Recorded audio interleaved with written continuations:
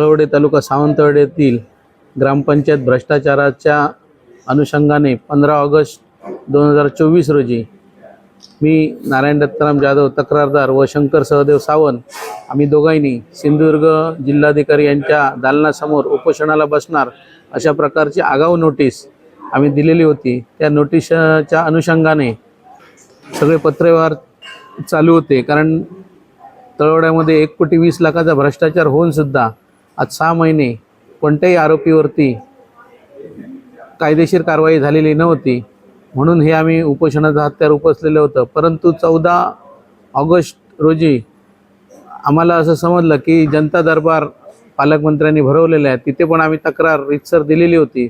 त्या तक्रारीची तात्काळ पालकमंत्र्यांनी दखल घेऊन सर्व आरोपींवरती तात्काळ गुन्हा दाखल करण्याचे त्याच मीटिंगमध्ये आदेश दिले। त्याप्रमाणे 14 ऑगस्ट 2024 रोजी सावंतवाडी पोलीस ठाण्यामध्ये 5 आरोपींच्या विरोधात गुन्हा दाखल करण्यात आलेला आहे।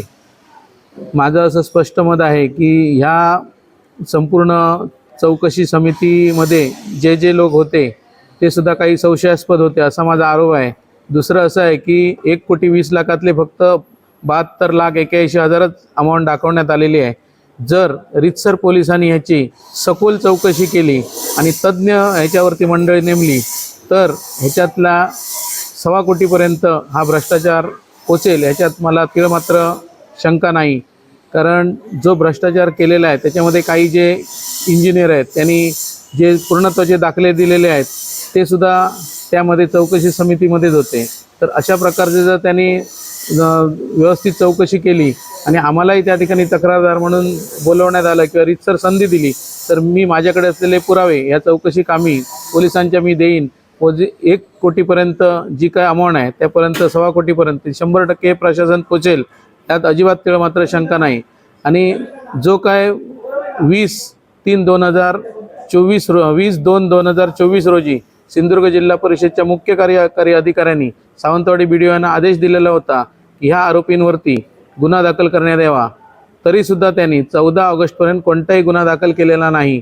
फक्त आम्ही ज्यावेळी त्यांना भेटायचो त्यावेळी ते आम्हाला कारणं सांगायचे की ह्याचं खास लेखापरीक्षणचं ऑडिट करावं लागेल तेव्हाच गुन्हा दाखल होईल। म्हणजे COनी दिलेल्या पत्राला कोणतीही किंमत ह्या ठिकाणी दिली जात नव्हती अशा प्रकारचा माझा आरोप आहे। आणि खालचं जे सावंतवाडी BDOचं जे प्रशासन आहे ते फक्त आणि फक्त आपल्या कर्मचाऱ्याला वाचवण्यासाठीच ताकद खर्ची घालत होतं। परंतु ह्या संपूर्ण प्रक्रियेमध्ये सुरुवातीपासून नितेश राणेंनी फार मोठी मदत केली, तसेच सिंधुदुर्गचे पालकमंत्री रवींद्र चव्हाण साहेब त्या ठिकाणी आपली मत व्यक्त केलं आणि ह्या तालुक्याचे माजी भाजपचे तालुका अध्यक्ष संदीप गवडे यांनी सुद्धा फार मोठं मोलाचं सहकार्य ह्या कामी केलेलं आहे। आणि म्हणून आज हा गुन्हा दाखल झाला।